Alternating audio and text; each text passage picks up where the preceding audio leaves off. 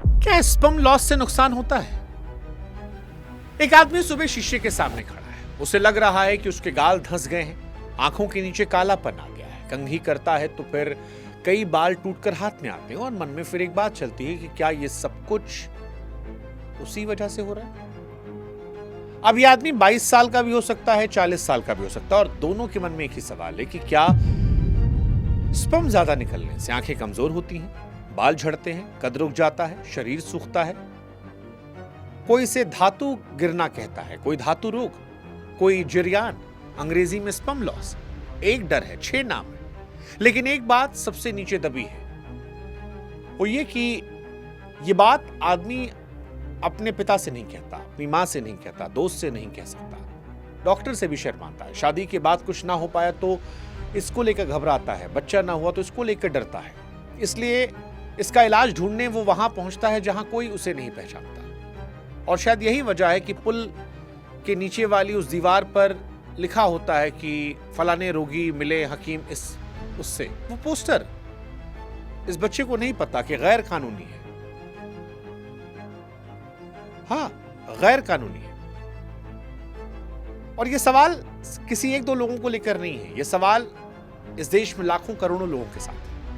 इसीलिए शायद देश के 15 शहरों में डॉक्टरों ने ऐसे 780 आदमियों को बैठाकर सवाल पूछा।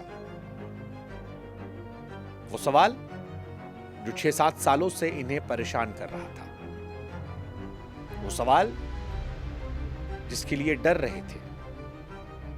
और आज इन सभी विषयों पर हम आसान शब्दों में आपको फैक्ट के साथ जानकारियां देंगे, वो जानकारी जो आपकी जिंदगी बदल सकती है। तो आप चाहें तो कमेंट ना करें, पर वीडियो जरूर देखिएगा पूरा। नमस्कार, मैं हूं शुभांकर मिश्रा, और इस वीडियो की शुरुआत करें उससे पहले हमारी आपसे गुजारिश है कि हमारे चैनल को सब्सक्राइब कीजिएगा, ताकि हम बड़ी संख्या में आपके लिए ऐसे वीडियोस और ला सकें। संभव हो तो हमारे व्हाट्सएप चैनल से भी जुड़िएगा। अब सवाल, स्पर्म लॉस को लेकर ये डर आया कहां से?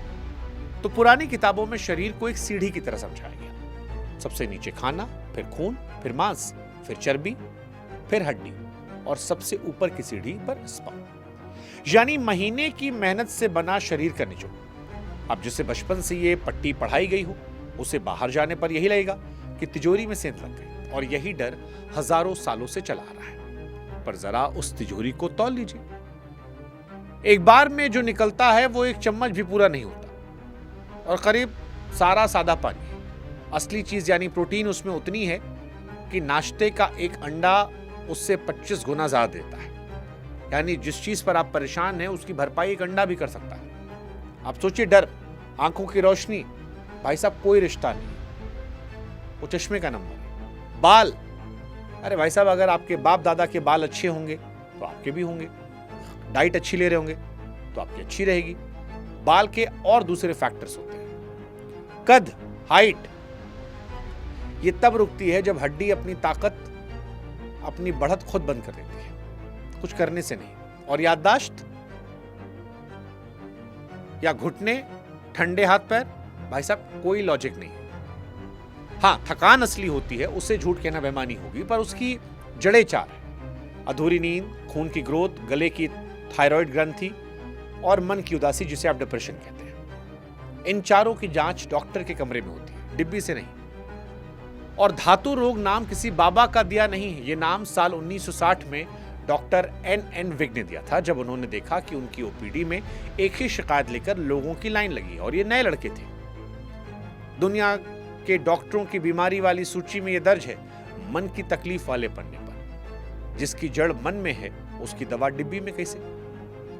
अब फिर सवाल है कि फिर हर शहर में पुल के नीचे या किसी लंबी दीवार पर क्यों लिखा रहता है कि फलाने रोगी मिले हकीम उनसे?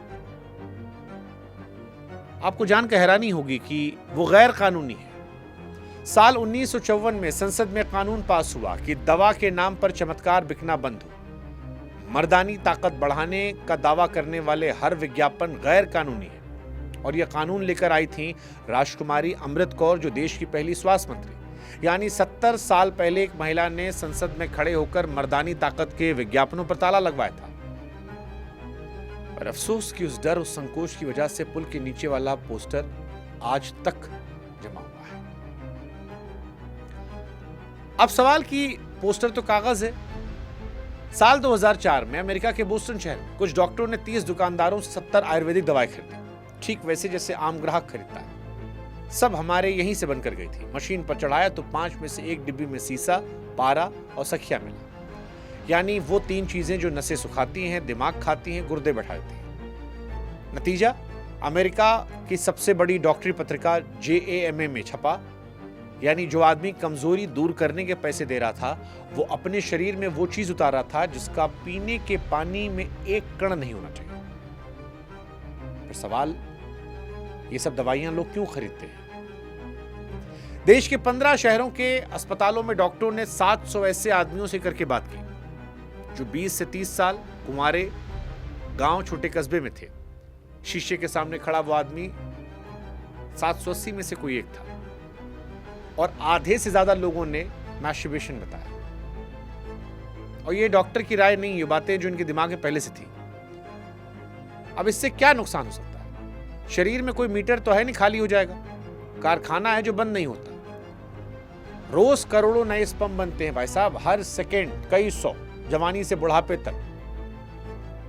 एक खेप बाहर जाती है तो अगली 10 रस्ते में तैयार होती है। नुकसान गिनती से नहीं होता, आदत से होता है। और आदत की पहचान सीधी है, जिस दिन उसके पीछे पढ़ाई छूटने लगे, नींद टूटने लगे, काम बिगड़ने लगे, उस दिन समझ लीजिए मामला बिगड़ गया। और तब शर्म छोड़कर डॉक्टर से बात कीजिएगा। बाकी थकान वैसी जिस दिन भर की भागदौड़ के बाद लगती है और नींद के बाद ठीक हो जाती है। उत्तर भारत की एक जांच में निकला कि सही डॉक्टर तक पहुंचने से पहले 100 में से 98 आदमी अंट शंट जगह से घूम कर आए थे, जिसमें झोला छाप डॉक्टर, दुकान वाला, पोस्टर वाला नंबर हकीम साहब का। और हर मुलाकात ने डर घटाया नहीं बढ़ाया, सूद समेत बढ़ाया। और इन्हीं में से आधों में असली यौन दिक्कत मिली और हर 5 में से 1 में डिप्रेशन। यानी इलाज उस चीज का चल रहा था जो थी ही नहीं, और जो सचमुच थी उसका हाथ ही नहीं लगा। अब सवाल कि क्या फिर स्पर्म लॉस से कोई नुकसान होता ही नहीं? होता है भाई साहब। पेशाब में सफेद को जानना हमेशा वहम थोड़ी है। कभी वो प्रोस्टेट का सामान्य रस होता है, कभी इन्फेक्शन या शुगर की निशानी। इसलिए जांच करवाइए, बस हकीम साहब से नहीं, पर्चा वाले से नहीं, कोने में बैठने से नहीं, किसी डॉक्टर से। दूसरा, थकान का एहसास सच्चा है, बस पता गलत है। शिकायत सही, पता गलत। तीसरा, ये आयुर्वेद के खिलाफ नहीं है। 1954 वाला कानून खुद कहता है कि सूची बनाने से पहले आयुर्वेद और यूनानी के जानकारों ने सलाह ली जाएगी। लड़ाई परंपरा से नहीं है, उस बिना लाइसेंस की दुकान से है जो पर्ची देखे बिना आपको डिब्बी थमाती है। और ये डर हमारा थोड़ी है।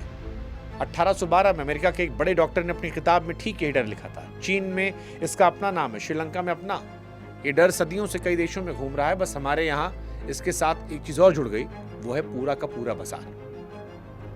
तो जो लड़का 20 साल की उम्र में डरना शुरू करता है, वो 26-27 होकर उसे समझ में आता है कि कुछ दिक्कत नहीं था, ये नॉर्मल था। भाई साहब, 7 साल में तो बच्चा पैदा होकर स्कूल जाता है ना, ये आदमी 7 साल कितना टेंशन लिया। शादी कट बात चलाओ, कितना टेंशन लिया होगा।